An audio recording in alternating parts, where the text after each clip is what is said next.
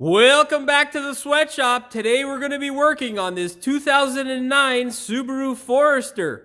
What we're doing on the Forester today is we are replacing the rear brakes. If you're planning on doing this at home, it's not something that can't be done in the driveway. It is not the hardest of jobs, but there are a few things on the Foresters that can turn into a real pain in the ass that you will be made aware of in this video. That being said, make sure you get yourself some quality stuff, get some coated rotors. We got some Bosch pads here from our friends at Bosch. I really don't have any friends at Bosch. I just buy them from my local parts supplier, but that's neither here nor there. Make sure you get yourself a good set of pads. It is important. You don't want to be doing this brake job all over again 6 months from now because you stinged on your brake material. Also, it makes your life a lot easier if you pick up a set of pads with the hardware. That way you don't have to spend any time cleaning off crappy hardware. That being said, before we get started with today's video, do me a big favor, hit that subscribe button as well as the notification bell so you never miss one of my new videos. Now, let's put this thing up in the air and get started. If you are going to do this in the driveway at home and you're using a jack, make sure you employ the use of jack stands so that your car doesn't end up on top of you, because that won't be a good story. Grab yourself a 19 mil and hammer off your wheel and tire combination. Whenever you get to that last bolt, make sure you use your free hand to force the wheel into the hub. Alright, what you're going to do is grab yourself a 14 millimeter flex socket, or you can grab yourself just a regular shallow 14 mil and peel these two bolts off. But before you do that, grab yourself a flat screwdriver and just pry the caliper forward. If you can get it to hook, of course. What this will determine is how much you're going to cry, because depending on how hard it is to pry this thing forward, it'll tell you whether your piston's screwed and whether these sliders are nice and seized. And I think this one might be seized up just a bit. So it looks like we might have some tears flowing down the cheeks. Oh, it moved. It moved, but it's not super. Yeah, it's a bit stiff. And that one's nice and stiff. Yeah.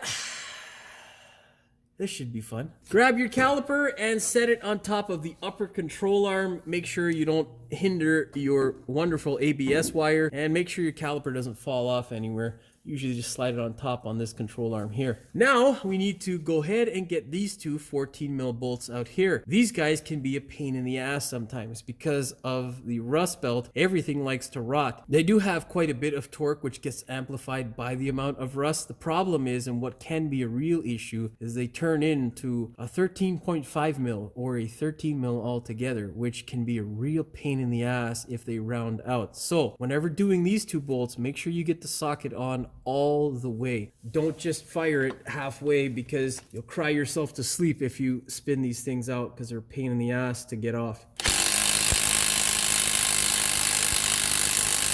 It also doesn't help if they're over torqued. Rust can also be contributing to this, but yeah, we're just gonna get a ratchet. Get yourself a 14 mil and an extra long ratchet, and then crank this guy loose. There we go. It's a bit more torque than usual just because of our rust belt. Luckily, these guys are still in really good condition. Anyhow, I'm gonna wind these bolts out now because that stupid compressor has come on, which is a real pain in the ass to edit out of the raw footage. So I shall be back. Now, if you're curious as to why we are doing the brakes, it's because we have, well, obviously really low pad life left, but we also have a grinding. Kind of hard to tell here, but you have a bit of a rust ridge here that builds up on the rotor. This is a natural occurrence here in the rust belt and on pretty much any car out there. The only difference is in the rust belt, you get a considerable amount of rust. Of course, it also causes the pad to wear away quicker wherever this rust ridge builds, and that will of course cause the grinding. And I'll show you on the other side where it's actually grinding. You can see right here in this area is where it is grinding. It is not too bad. It's relatively a small portion of the pad, but I'll show you.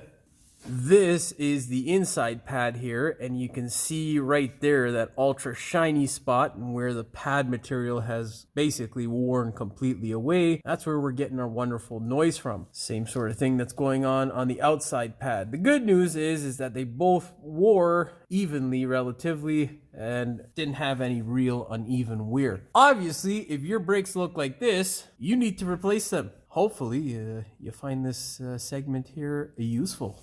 Of course, it is now time for us to peel off our wonderful rotors. There are two things that you need to know. If you have a considerable amount of rust here in this area on the hub, well, you may have a rotor that is seized on the hub. The second thing is that if you cannot rotate your hub nice and freely like so, you're also going to have another pain in the ass, because what that means is that your emergency brakes are butt up against your rotor, which really can be a nightmare depending on what the issue is. Now, if that is an issue and they are out of adjustment, thankfully, Subaru has put this little hole here on the front of your disc. You remove this piece of rubber and inside here will be the adjuster. I'm not going to show you that whole process because I'm pretty sure these things are going to come off without me crying in a corner somewhere. So I'm going to yank them off now and then I'll show you the adjuster. Oh.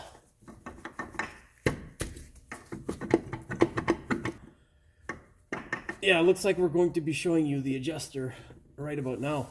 Go ahead, grab this, your flat screwdriver, and take this thing out. There you can see our adjuster. What you're going to do is take your screwdriver and you're going to move the adjuster. This is a pain in the ass to do, to be honest, because the camera is literally in the way in order to get you the shot. But yeah, let's get a smaller screwdriver, see if I can work that out for you. Grab your flat screwdriver. Now, I don't remember which way is going to loosen or tighten. I think up is loosen, but I'm not 100% sure. And obviously, if it gets stiff and you can't move it, well, that's the way that you tighten it. So go the opposite way. Yeah, we're going the right way. What causes this situation is exactly the same stupid thing that's contributed to our pads wearing down on the inside and outside. It is, of course, a rust ridge, which is a real pain in the ass. Rust itself is just a pain in the ass. Well, as you can see there, we got our rotor off. Now I'm gonna reposition the camera and show you what it looks like coming off. And now you can see there, that rust ridge, that is our pain in the ass. Hopefully you guys don't have this issue when taking it off because you bought coated rotors. Usually that does prevent that sort of crap and it does make your life easier. Now, if you decide to go at it with a hammer and pry bar, if there is a relatively small ridge, you can usually take it off without having too much of a headache. But if you go at it like a crazy person, you're going to damage all this hardware in here and you might knock everything loose, which will make you insane when you have to figure out how to put it all back together. And at that point, you should never get to that point because you're being way too aggressive with it. So just pop off that little rubber and loosen up this tensioner. Okay, I'll be back. With everything disassembled, we are now ready to start prepping our hub surface to receive the new rotor. What am I talking about? Well, this really isn't a great example of what it is I'm about to tell you, but you can see here there's a slight amount of rust. What happens with this rust is it can cause an uneven surface. And of course, an uneven surface can lead to a wobble, which will be annoying. No one wants to deal with a shake or any sort of annoyances like that. So in order to curb that, you got to grind this surface down. Now, my tool of choice is this guy here. Of course, if you're going to employ this sort of tool, your best friend will be your ear, eyes, and nose protection. Because man, oh man, just because you have 2 ears and 2 eyes doesn't mean you want to lose either one of them. That being said, suit up and start grinding. Now, if you don't have a wire wheel, you can use sandpaper, but that's just a horrible way to use sandpaper. It's just going to take forever and your thumbs and fingers are going to feel like crap. So get yourself a wire wheel or a flat cookie disc and that'll make your life easier. Okay, begin grinding.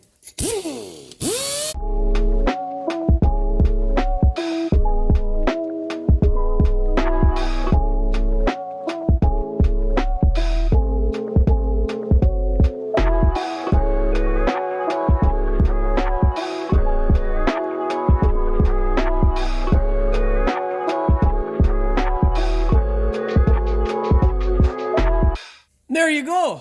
That is how you clean off your hub. The person who had done the brakes in the past used grease, which is not necessarily an issue. It's just a bit more of a pain in the ass to get off. Personally, I like using anti-seize, which we're going to now do. Of course, before we put that anti-seize coating on, we need to make sure that the surface is nice and dry. So blow it off. We're going to let this air dry for now because we have some more work to do. Unfortunately, with Subarus, there is another common issue that happens in the rear braking area, which will drive you absolutely nuts. A lot of times in the rust belt, this backing plate here will rust to hell and you will get a noise because the rust particles will brush up against your brand new rotor. So before you go ahead and put everything back together, what I like to do is grab my air hammer with a chisel bit and just lightly chisel off all of this rust and corrosion that is in this area. That way, when you send the car away, the customer's not like, what the hell is that annoying noise? It sounds exactly the same as a wear indicator that is touching your rotor. It's just a nice squealing sort of scraping sound that will drive you absolutely insane. Of course, in order to do that safely, you will need to suit up again. Mask is important because you don't want any rust boogers in your nose. Eye protection, very important as well. And ear protection, of course. Now grab a small air hammer and chisel bit and begin chiseling away the rust in this section here. That's the guy right there.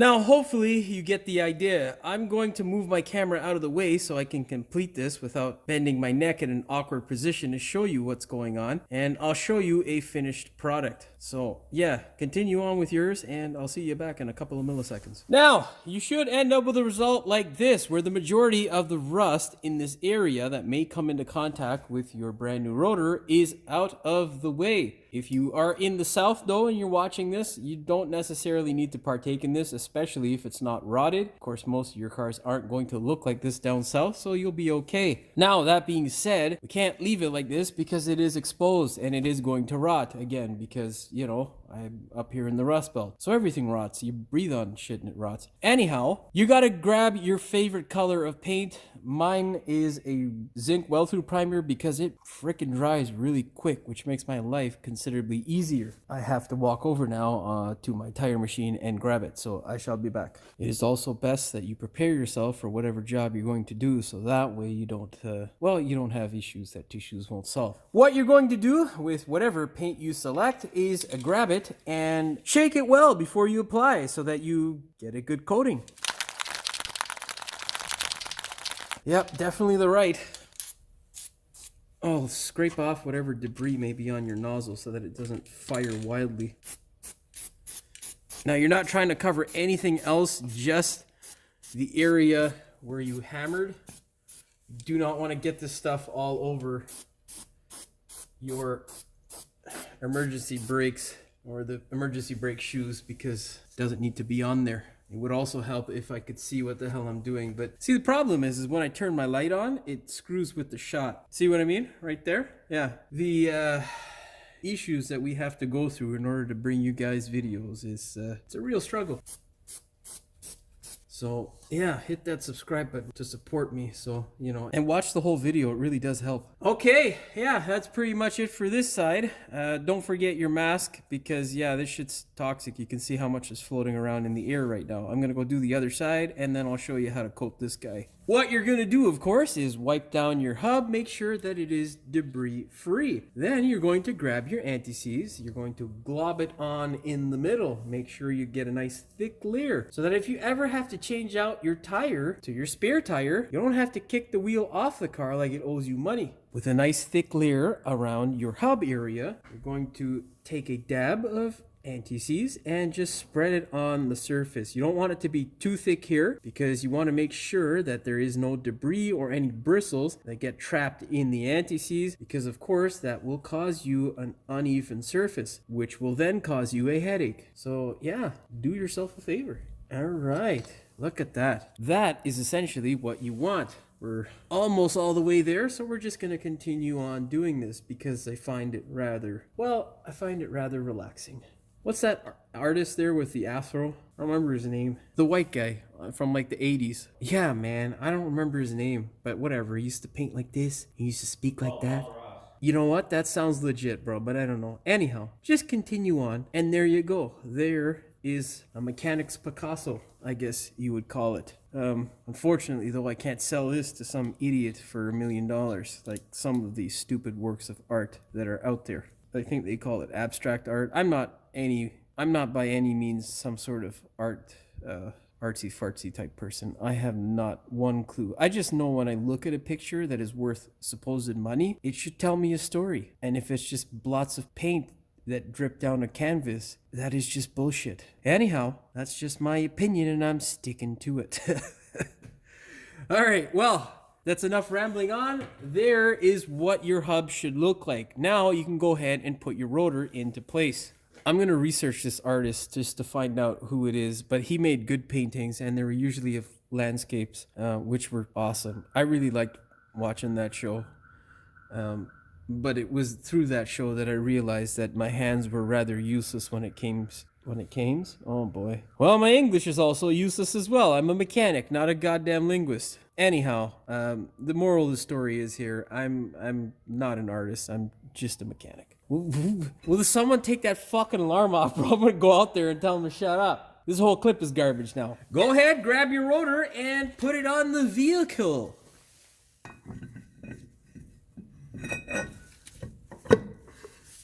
Now, what the hell? It's a bit stiff. It shouldn't be stiff. If it is stiff, just do what I did and wiggle it around. That usually means that your shoes are out of position. Now, what we need to do is locate our wonderful adjuster and adjust it. There, of course, is our wonderful adjuster. Now, what we need to do is get our screwdriver and adjust it by going the opposite direction of whatever direction you went to loosen it. I think this is the wrong direction. Yeah, that's the wrong direction. Damn it. Now, what I like to do is basically continuously go until it gets a bit tight. When it gets tight, you're gonna back it off 1 to 2 clicks. See those little tabs in there? That little tab is 1 click. And that's how I describe it, at least. And what you're going to do is go back 2 of them, make a full rotation, and make sure that it is not binding up.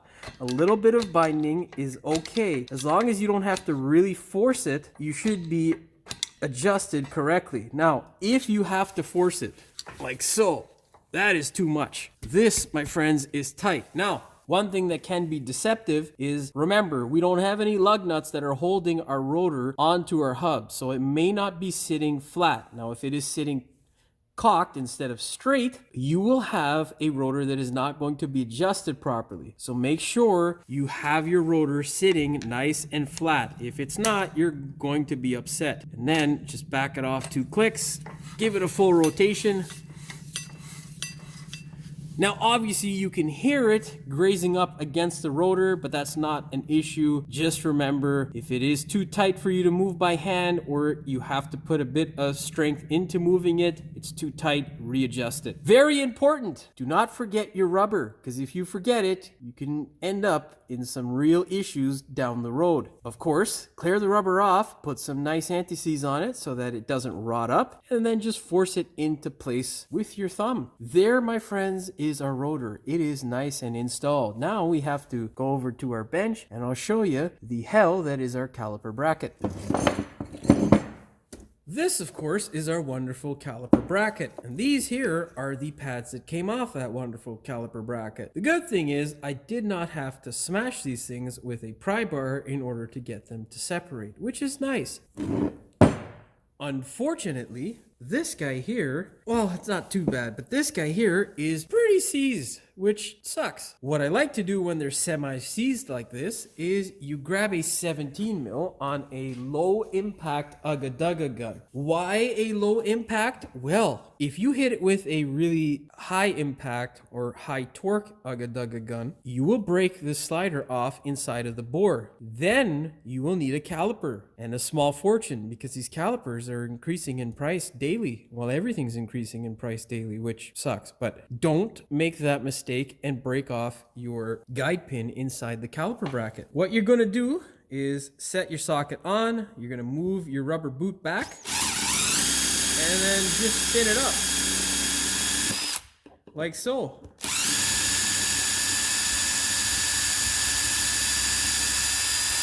As I'm spinning it up, what I'm doing is I'm pulling the slider back.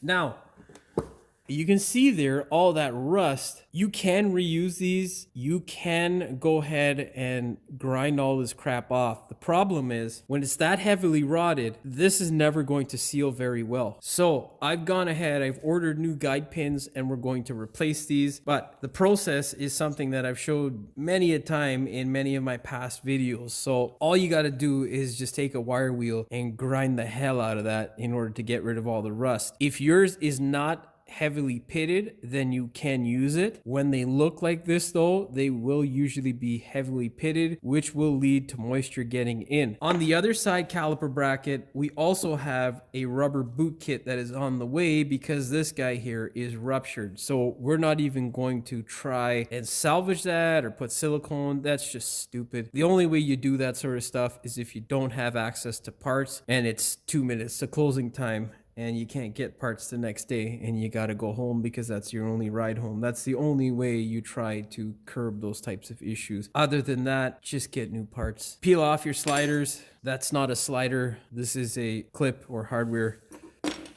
clip. Oh God, I don't, you know what? For whatever reason, I can't think of what the hell that thing is called, but I'm sure you guys know at home what it's called. It's part of your braking system. It's the hardware clip, I'm pretty sure. Anyhow, you can see there the amount of rust we have on our caliper bracket. We're going to have to clear that off with a file or a wire wheel.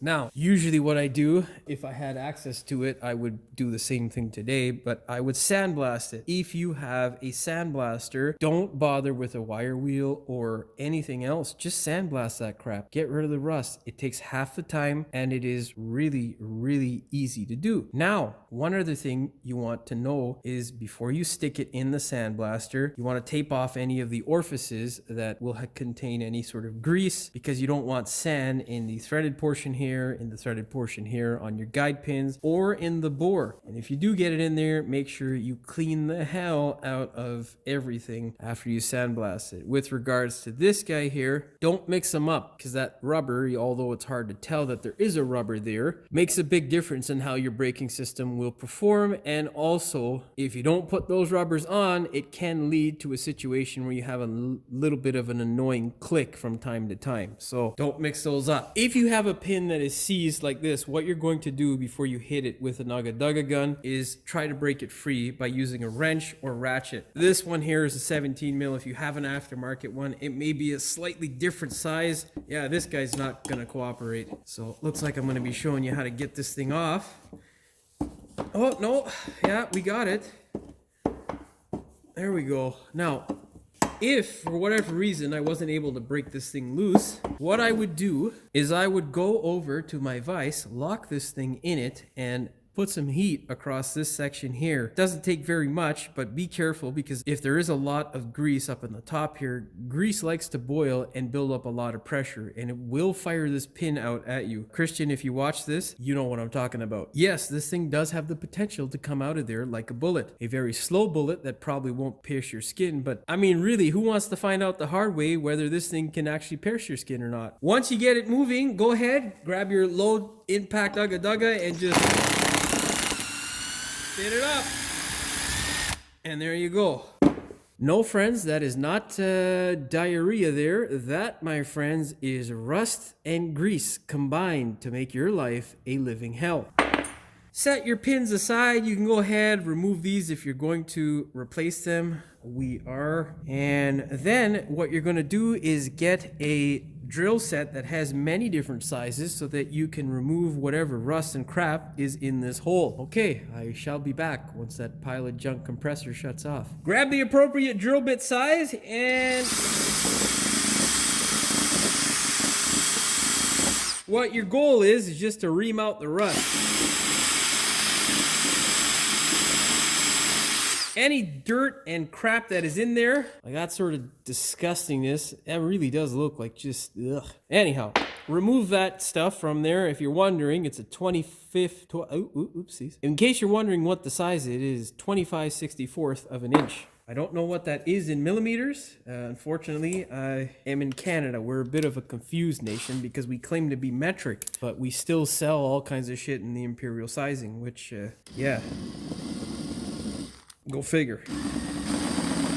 If you are using a drill bit set to take care of this task, don't be that person who doesn't clean your drill bits and tools. Clean this shit off and then put your tools back.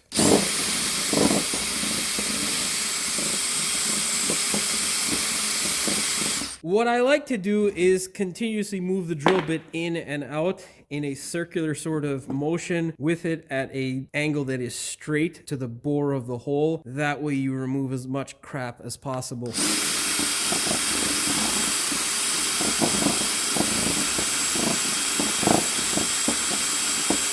Now, things you don't want to happen, you do not want this thing to hook and then remove material. We're just looking to remove crud, crap, and rust. There are these little wire wheel sort of things that you could stick in there. Those are perfect. If you have them, use those. The drill bit can be, well, it can do some damage if you don't know what you're doing. Now, what we need to do is, of course, grind off all the rust that we can. So that means grinding off all the rust in this area here so that we can have our nice new rubbers butt up against this thing without having any sort of pitting and whatnot, so that we don't have any corrosion that builds up. Then we need to grind all that surface there flat, get rid of all the shit inside this corner here, and we can then put our calipers back together. Now, I'm not going to go through this complete process with you on camera because it's boring, annoying, and a pain in the ass for me to edit. So I'm going to show you how to do the one, and then I'll show you the finished product. All right, what you're going to do is grab yourself a file, and you're going to start filing this stuff. Of course, with the file, you're not looking to remove all sorts of material. You are just looking to remove the bulk of the rust.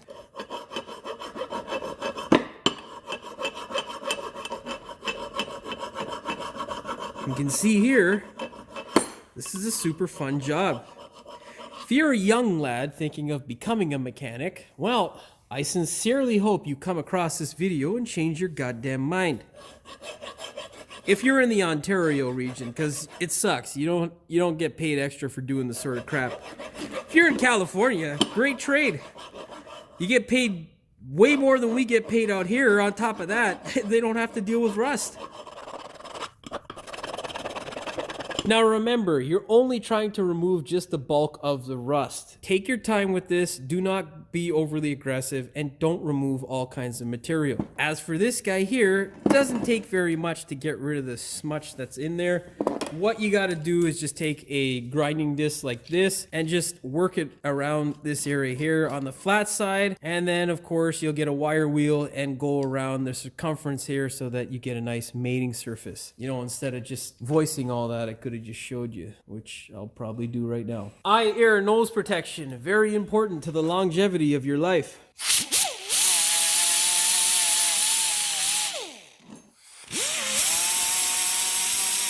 You see, very easy. Grab a nice wire wheel like so, and then just work it around.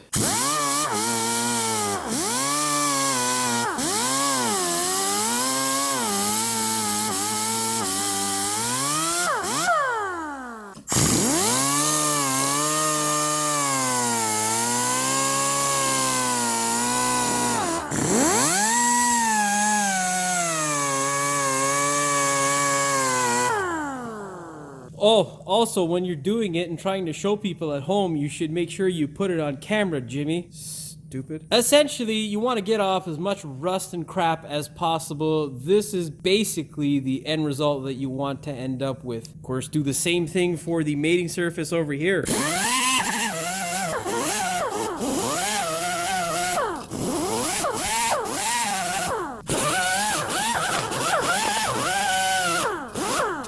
That there is essentially what you want. Basically, you want to get rid of any rust that you can and then go over it again just to make sure. I'm going to go ahead and take care of this wonderful process off camera. Then I'll show you the individual stages of what you should end up with. It has been a good half an hour of grinding. Essentially, that is the result you want to end up with all the rust gone off of it. Looks nastier on camera than it is in real life. That's because, well, what you just saw happen there. As you can see, I touched it with my glove and, well, anyhow. Once you get rid of all the rust, what you want to do is coat it or paint it with your favorite rust paint.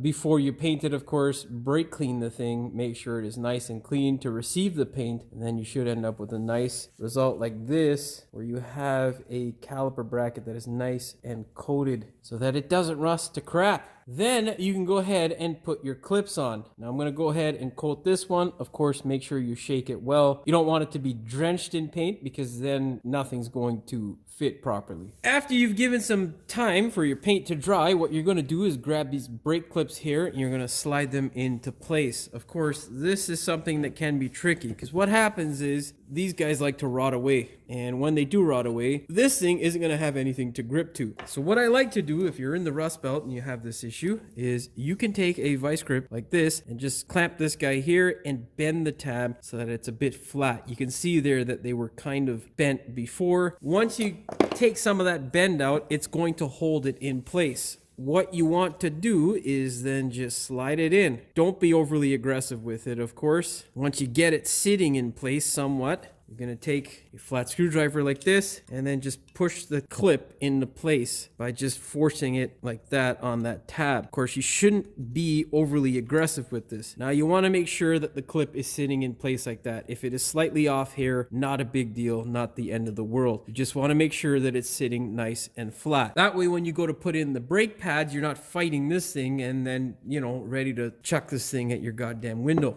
Now, once you have your clip in, of course, make sure it is free of any debris or crap. Then you're going to feed it some nice new grease. I think it may be time for a new jacket, eh? Well, that's the pretty side. Check this side out. Look at that. Yeah. I definitely say it's time for a new jacket.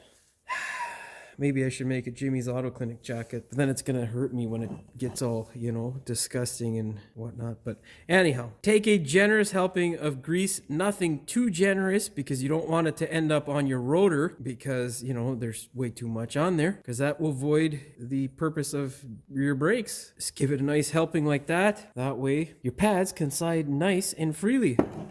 Of course, repeat the process on the other side. Our next step after you get your clips in and grease them all up is to go ahead and put your sliders in. This thing here is what you want your slider to look like. So if you're going to refurbish this guy here, it's going to take you quite a while. Besides that, these things usually get pitted quite heavily. So I would recommend just getting the new ones because they're not expensive. Our next step is to go ahead and insert our guide pins as well as our new rubbers. Now, if you are putting on new stuff, it's not mandatory that you go ahead and replace your rubber boots or your sliders. It's just something that's going to make your life a lot easier, especially the next time you go to service these brakes, especially if your guide pins look like that. The reason we're replacing these guide pins is because first off, they're cheap. Second thing is that these guys here are really, really rusted. So there's going to be quite a bit of pitting. This one actually isn't too bad. The ones on the other side caliper are horrible. And that's because the boot on the other side was ripped. So obviously when you buy the kit, you're going to get both sides with the rubber and then with the kits for the sliders. They usually sell them in a pair or individually. Depends on the car and blah, blah, blah. There's many different factors. But you want to save yourself some headache, get a new one. Obviously, if you're not, your old one should look like this and you can give it a bit of paint to help with it not rusting. Now, what we need to do is before we put anything onto our caliper bracket, we're going to take a nice layer of grease and we're going to just bless the opening here with a lot of lubricant, because if you shove everything in dry, well, first off, you can damage the painted surface, and on top of that, you're not helping yourself with all that wonderful work you just did. If you can get your brush in there to spread the grease around, great. Obviously, most of you who have a grease can like this won't be able to. So here's the solution. You're gonna gob on the grease on this guy here, give it a nice healthy dose. All right, now you don't want to be overly excited with the grease, because if you put too much on, you're not going to be able to force the pin in, and you're just going to be unhappy because you're not going to do yourself any favors. So nice, even, thick layer is what you want. And then what you're going to do is just insert while you twist and rotate like so. The reason why you twist and rotate and go in and out like this is because it will spread the grease around evenly inside the hole. That is how you properly lube up the hole. What you're gonna do now is, of course, lube it up again. You wanna make sure you get a decent thick layer and repeat the process. If you were watching what I said earlier in the video, remember there are 2 different guide pins. Do not mix them up from side to side. Now, what we're gonna do is grab our rubber. Take your rubber, make sure you can put a little bit of grease on the inside there. Not the end of the world if you don't. And then you just force it over and then give it a nice spin, because you want to spread whatever grease gets on the inside there around. Grease also helps with it not rotting to complete crap. And I'll tell you, one of the other things to replacing the hardware is for your own sanity, because you can spend another 45 minutes or half an hour just grinding those guide pins down. And then at the end of it all, if you realize that there is just too much rust, well, you've just wasted all that time. So, you know, whenever you can, replace it. Go ahead, add some grease to the boot. Just around the neck here is really what I'm trying to get. You don't have to put grease into the boot because there's no need for lubricant there. You just want it up around the top. Slide your slider in. Most important, take a nice dab of grease again. Rotate your guide pin and just make sure you get the grease all into the grooves there in this section here of the guide pin. You can see it there. It's kind of hard to see on camera actually, but there, you can see it. See? So with your guide pin all lubed up, slide it into place. Compress it. You can see there we have a good seal because the rubber looks like it wants to explode. Of course, that's never any good. You want to relieve that pressure from your rubber by grabbing it sort of by the scruff of the rubber, and then it'll bleed out. It's a little bit harder to do when you have grease all over your hand. Okay, and there we go. Now you can see our guide pin is sitting where it should be. You don't want to apply any grease to this section. There's no need to, because you don't want this thing expanding from the back portion of the rubber. Just slide it in dry. Of course, be careful because you can break it. Doesn't take very much to tear these stupid things. And just work it into place. Now, of course, you would know that I hate my neighbor's compressor and it has kicked in. So I'm going to continue forcing this thing on off camera and I will be back. Well, you can see how long that stupid compressor ran for. Take your guide pin and slide it into place. Same thing. Rotate it so that you spread the grease nice and evenly, and then just relieve the pressure by grabbing it and letting that air bleed off. There, boys and girls, we have our wonderful caliper bracket ready to go back into service for many years to come. Now, a word here with regards to the kit, they do come with these bolts. Unless they are the original size, I usually just don't use them. I don't know, I'm weird like that. It's got to be the original size. If it's not, what's the goddamn point? It's just stupid. You're working on a Japanese car, you got to get a 1/2 inch or 13 mil. It's annoying, you know? It's one of the reasons why I got irritated with Nissan, because they went to that shit, you know, using 18 mils and 13s and stuff. Stop that shit. Just stick with Japanese sized bolts. Stupid Nissan. Anyhow, grab your pads and put them into place if you want to. You don't absolutely need to now. It doesn't really make much of a difference. When you do put them into place, make sure there's not so much grease on your clip that it gets pushed into the rotor, because you don't want that to get onto your rotor as you bed your brakes. That will cause an issue, essentially causing a wobble or uneven spots. So yeah, you don't want that shit. Don't fuck it up. Go ahead, grab your brand new caliper bracket, or what looks brand new after all your hard work, and thread your bolt into place. Make sure you apply some anti-seize if it is not greased already, like mine is. Always thread them up by hand. Do not drive them down with power tools initially, because if you cross thread them, your life will suck. Make sure it's anti-seized or lubricated, because if it's not, it'll rust to crap. I should get a ratchet because my hand's getting tired doing that. Anyhow, now we've run it down all the way. Grab your torque wrench and set it to 49 foot-pounds or 66 Newton meters. If you don't think it is important to torque your bolts, when you break them or can't get them off, you will know why it's important to torque your bolts. That's a thumbs up for me. Now, if you haven't slid your pads into place on the bench, it is quite easy to do on the car. What you're going to do is sneak this guy in at a 45-degree angle so that you can hook these little tabs here. Then you're going to push down and slide it in towards the rotor. It is as simple as that. Grab the pad, 45, and push towards the rotor. All done. Now has come the wonderful time where we must force the piston back into the bore of the caliper. But before you do that, here is a suggestion. Now, it's not an absolute step, but obviously, if you are watching my video to this point, you do trust me. So what I suggest doing is grinding off the lip of rust here so that you can get a nice flat surface. Now, we're again not trying to take away material, just get rid of the rust. Take a grinding disc like so.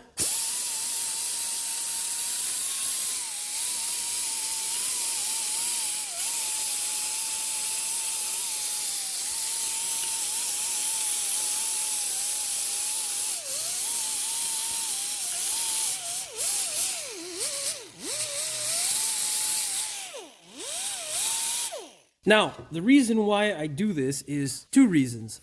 If you have an uneven surface here, your pad can kind of float around and it can make these annoying little sounds, which will drive you up the wall. The second thing is that you want to have a nice flat surface, because the other thing I do is I put silicone in this area. And the reason why that is to help with sounds as well as your pad bouncing around inside there. Also, you want to do the same thing if there's any rust on the ear of the caliper. So these two tabs here, grind the crap down and then apply some silicone and you can put it back into place. Now, in regards to the piston, you can use the piston tool, or you can get a C-clamp and just force the piston back in. You don't need to necessarily have the actual specialty tool to push this thing back in. What you're looking for when you do push the piston in is a nice smooth travel. You want to make sure it doesn't bind up. If you don't have a C-clamp or a vice grip like this, you're going to have to get that piston tool. I usually use this depending upon what kind of car it is. This is a small piston, so it goes into the bore relatively easily. You can see here with minimal pressure, it's going in. Another tip here is to make sure you don't force this thing in too quickly. Remember, it is a piston and you're forcing the fluid back through your system. You should also pull off your master cylinder cap. It's not an absolute thing that you have to do, but it is best for your system.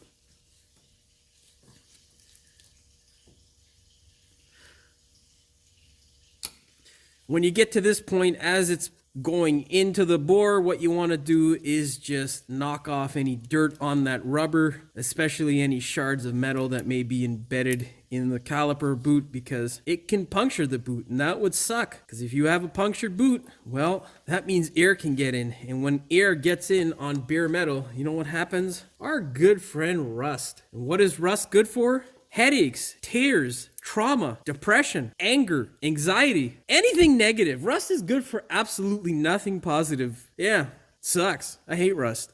With your piston all the way in, what you're going to do is make sure that this guy, the rubber boot, does not extend past your piston. If it does, that means there's air in there. And what you'll have to do is take a small screwdriver and just pull down on the seal anywhere here around the piston. Be very, very gentle and make sure that you do not puncture this boot. If you do, I suggest replacing it. Of course, that would mean disassembling the caliper, which is a whole new world of I hate my life. Anyhow, go ahead, grab some silicone, dab it on this section here, dab it on this section here, and here. Oh, I should make sure I get it on camera. Anyhow, grab some silicone, dab some on here, dab it on here, and give a nice healthy dose here. Nothing too much. You don't want it to be all over the place. And then you can slide your caliper into place. You should end up with a result like this if you put a little bit of silicone on your caliper. Nothing too thick. You just want a nice thin layer. That way when you apply the brakes, it bonds to your caliper. Take your wonderful bolts that are anti-seized and put them into place. Make sure that your caliper is in a good position. Common mistake is a lot of people will put the caliper in upside down somehow and they'll twist the hell out of the brake hose. This guy should not have any pressure. If it does, well, you screwed something up and it's going to suck later on. So correct it before you go driving down the road. Set your torque wrench to 20 foot-pounds or 27 Newton meters.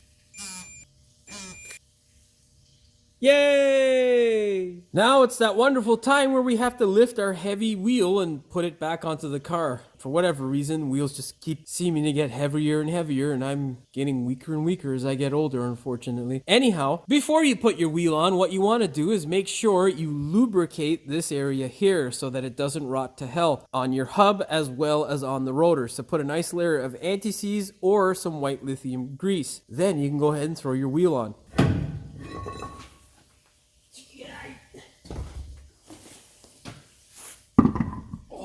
God damn it. And this is a 16-inch wheel. Like, I miss the days of 14-inch wheels. Those things were wonderful. Grab us a gun and a fire. Now, grab your torque wrench and set it to 74 foot-pounds or 100 Newton meters. Last and final step. The most important step is to make sure you get into the car and pump the brake pedal before you go for a test drive. Because if you don't, you'll probably end up hitting something that you don't want to, which will ruin your day. So make sure you pump those brakes, make sure the pedal gets hard under your foot with the vehicle off, and then you can go ahead and take this thing for a test drive. Make sure all is well in Subaru land and that you have remedied the issues that tissues just wouldn't solve. That being said, hopefully you found the video entertaining as well as informative. If you did, please like, share, and subscribe to the channel. Don't forget to hit the notification bell so you never miss one of my new videos. And as always, thanks for watching. We will see you in the next one. Now, if you are planning if you're planning on well, I don't really have any friends at Bosch, but and there's that fucking compressor again. Fuck cocksucker. Anyhow, I found them to be really reliable. None of my customers complain about the Bosch pads. They actually work really well. Just make sure you check out reviews before you get a set of pads. I don't know why I'm rambling on about this. It didn't make sense. Oh, there's my cloth. Fuck. I spent like 5 minutes looking for this fucking thing. Of course, if you are going to do this in the driveway and you have your car up on a jack, don't be stupid. Make sure you employ the use of jack stands, because if you die under your car trying to save yourself some money, you know who's going to be really stupid looking in the casket? That's too gory. That's too fucking morbid. And then ease it into position. That way, it doesn't wreck shit or fall off the car. Because that I'm gonna delete this shit and put this in the fucking bloopers. I don't know what I just said. I'm just fucking rambling on because my head hurts. That's what happens when you get old. And that will, of course, cause stop moving, you fucking shit gimbal. And of course, it's not fucking here. Well, let's use this guy. Now, what causes this situation is you have what's called another. Well, what else can you use? Nothing, motherfucker. You gotta use that shit. Hit it! Fuck. You shouldn't do that shit when you're kind of sick. With it. Oh, for fuck's sakes, this compressor, man. Like, Jesus Christ. With Subarus, there are two common issues that happen a lot on. It sounds much the same as a brake shield. Oh, wait, I'm explaining the brake shield. Stupid. The fuck are those things called? Damn it. Ow, that was my elbow. Very important. Don't forget your rubber, because if you forget your rubber, you can lead to disaster. Fuck. I've already gone ahead. You're gonna get a ratchet or wrench combination. What the fuck did I just say? Ratchet wrench combination. That doesn't make any sense, stupid. If you have one that is completely seized in place. I'm fucking recording! If you have one that is nice and seized like this, what you're going to do, fuck.